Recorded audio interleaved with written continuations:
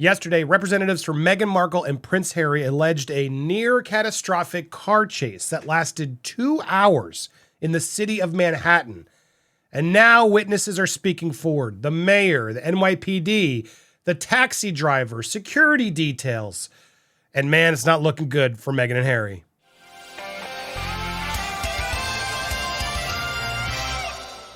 Welcome to Popcorn Planet. I am Andy Signore. Say what you want about Meghan and Harry. They absolutely over-exaggerated this incident, it seems. Now, maybe their reps are lying, in which case they should fire their reps. But I'm sure they can't do that because they must approve everything their reps put out there that are officially from them. And so I think it's important we start there. Let's start this story remembering here's what they said happened. And I just find it hard to believe that Meghan and Harry didn't fully support this statement. Last night, the Duke and Duchess of Sussex and Miss Ragland were involved in a near-catastrophic car chase at the hands of a ring of highly aggressive paparazzi. Its relentless pursuit lasting over 2 hours resulted in multiple near collisions involving other drivers on the road, pedestrians, and 2 NYPD officers. While being a public figure comes with a level of interest from the public, it should never come at the cost of anyone's safety. Dissemination of these images, given the ways in which they were obtained, encourages a highly intrusive practice that is dangerous to all involved. Okay, now that's important. We're going to come back to this. Now let's look at what actually happened. First, we got a lot to break down because a lot of the truth is coming. First, NYPD.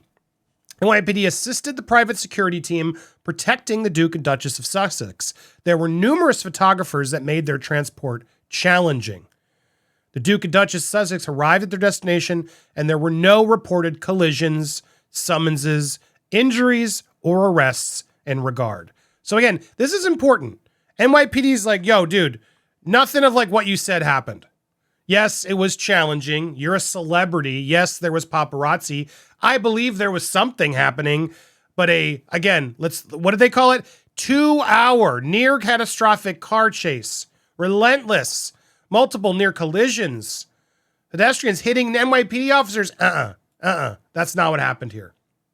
The taxi driver himself also spoke up. Here it is. Crossing on 67th Street, and then the security guard hailed me. And next thing you know, Prince Harry and his wife were hopping into my cab. And as we went a block, we got blocked by a garbage truck, and all of a sudden, paparazzis came and started taking pictures. And then they were just about to give me the location where they were gonna go, but then they told me to circle back to the precinct, so we circled back to the precinct. Did it feel like the paparazzi were being aggressive? No. They were behind us. I mean, they stayed on top of us. That was pretty much it. There was nothing more, you know. They kept their distance. It's just like journalists, just like everybody else trying to get pictures, make a quick buck. You didn't see any cars going over curbs or people banging on your window? Oh, I didn't see that. No, that must have happened earlier if they were being chased before on like 57, like Mayor Adam was saying, but not with me. Yeah. But they did seem nervous to you. They did seem nervous. Yeah. You know, again, interesting. Could have happened earlier, but again, if you've ever been in New York, Manhattan, 2-hour car chase in Manhattan, something is fishy. Now here's the mayor. Now he did sort of acknowledge, we don't like this. He brought up Princess Di, like the history, like this isn't safe, but this was the important part of it. I would find it hard to believe that there was a 2-hour high-speed chase. That would be, I find it hard to believe, but we will find out the exact duration of it. But if it's 10 minutes, a 10-minute chase is extremely dangerous in New York City. We have a lot of traffic, a lot of movement, a lot of people are using our streets. Any type of high-speed chase that involves something of that nature is inappropriate. 100%. This shouldn't happen. That but involves, again, even he's like, dude, 2 hours, near catastrophic car chase. This is not sitting well. Now, here's where it gets even more interesting. Statement. Hold on, make sure you guys can see this. This is a statement from the photo agency. Now, of course, one could say but Andy, they're here to lie. Of course they're going to lie because they're the ones who are being accused. This is an agency that Meghan and Harry have used a lot, that they're sort of more on friendly terms with, allegedly, are the ones that they like to give paparazzi shots, like AH and TMZ. Statement from the photo agency regarding Meghan Markle and Prince Harry's car chase. This is Backgrid, one that they, people say Meghan and Harry used, allegedly. Here's Backgrid throwing them under the bus. We value transparency and ethics in journalism, which includes providing fair and factual responses to claims. We are aware of Prince Harry's statement regarding an alleged near-catastrophic car chase involving himself, Meghan Markle, and her mother in New York City on Tuesday night. We want to clarify that we have received photos and videos of last night's events from 4 freelance photographers, 3 of whom were in cars and 1 of whom was riding a bicycle.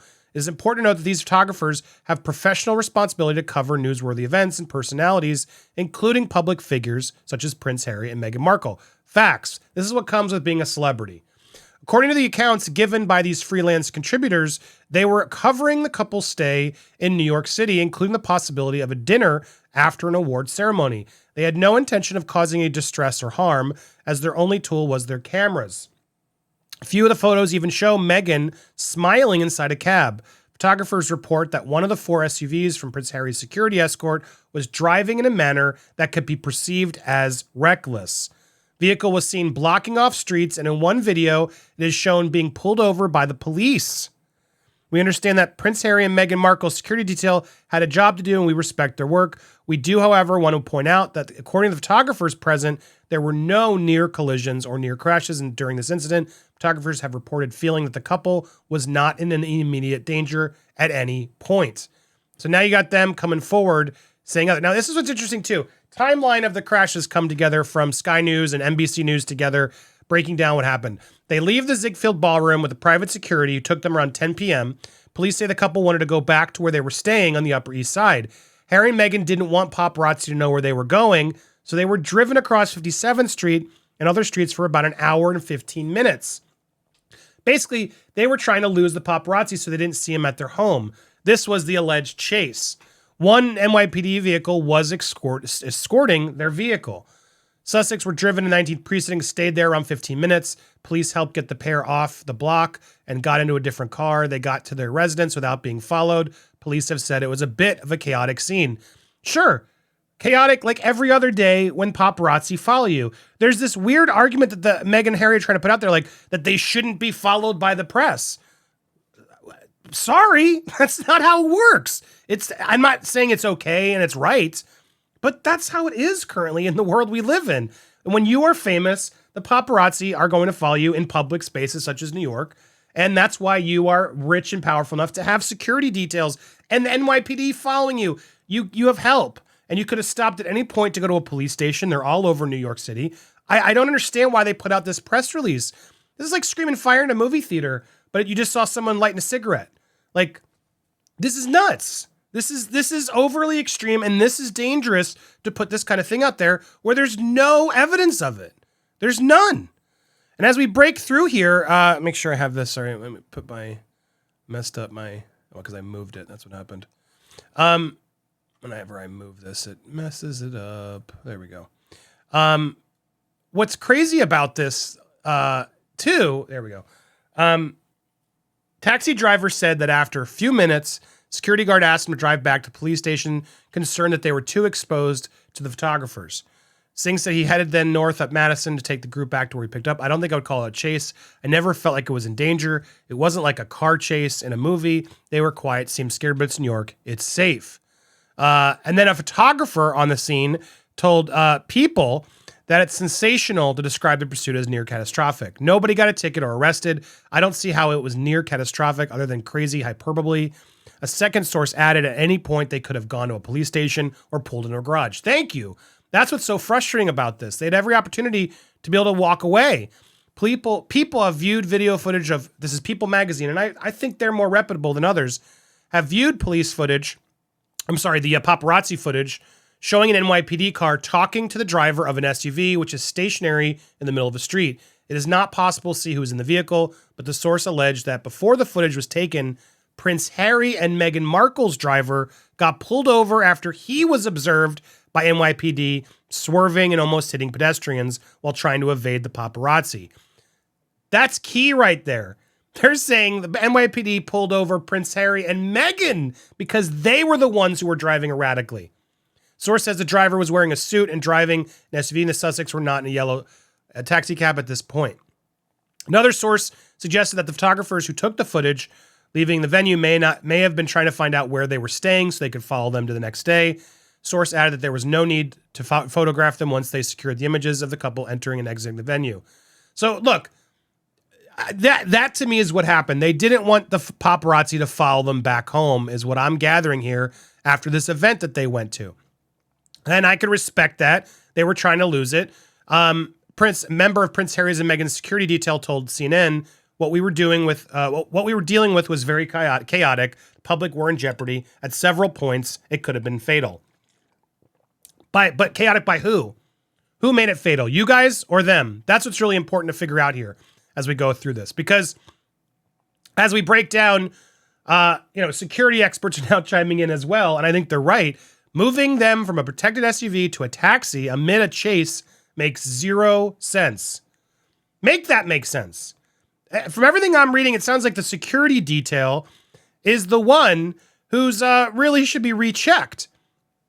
And now you got, here's that. Now this is interesting too. Let's see. This is royal biographer Omid Scooby trying to downplay it all. Yeah, I think it's important to sort of break down what that 2-hour chase was, because I think from when you read the statement, you assume it was some sort of Fast and the Furious situation in the middle of New York City, which we know crawls at snail's pace. And what I understand from speaking with their team and from sources, this was a pursuit that went on for 2 hours. It was sort of a game of cat and mouse with the paparazzi, who were desperate to get a shot, desperate to find out where they were staying, desperate to see if there was an after party or if they were with their children in New York. Those exclusive pictures are worth a huge amount of money.